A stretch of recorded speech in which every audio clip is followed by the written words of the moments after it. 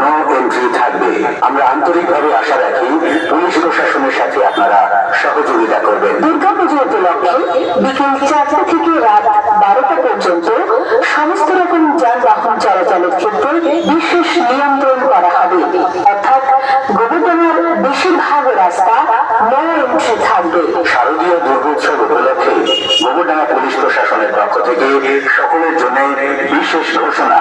দুর্গোৎসবের কয়েকটি দিন বিকেল 4টে থেকে রাত 12টা পর্যন্ত সমস্ত যানবাহনের ক্ষেত্রে চলাচলে বিশেষ নিষেধাজ্ঞা জারি করা হয়েছে। প্রয়োজন হলে বিকেল 4টের আগে এবং রাত 12টার পর যানবাহন চলাচল স্বাভাবিক থাকবে।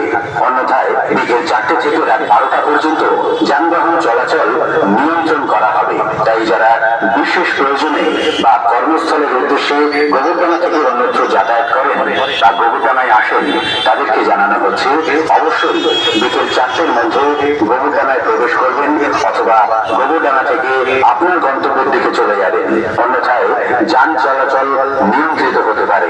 অ্যাম্বুলেন্স এবং অসুস্থ ব্যক্তিদের বহনকারী গাড়ি এই আওতার বাইরে থাকবে। সকল যানবাহন চালকরা প্রশাসনের সাথে বিশেষভাবে সহযোগিতা করুন। সকলে ভালো থাকুন, সুস্থ থাকুন। আদেশ অনুসারে ওসি গোবরডাঙ্গা থানা। জনসাধারণের স্বার্থে বিভিন্ন রাস্তাঘাটে নো এন্ট্রি করে দেওয়া হবে। শুধুমাত্র রোগী পরিবহন এবং অ্যাম্বুলেন্সের ক্ষেত্রে এই নিয়ম প্রযোজ্য নয়। গোবরডাঙ্গার সমস্ত জনসাধারণের জন্য বিশেষ এই কর্মসূচি গ্রহণ করেছে ওসি গোবরডাঙ্গা পিএস।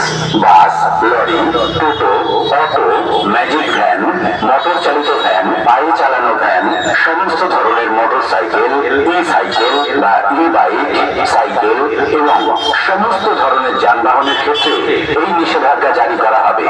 বারাসাত জেলা পুলিশের উদ্যোগে গোবরডাঙ্গা থানার পক্ষ থেকে আপনাদের সকলকে জানাই শারদ উৎসবের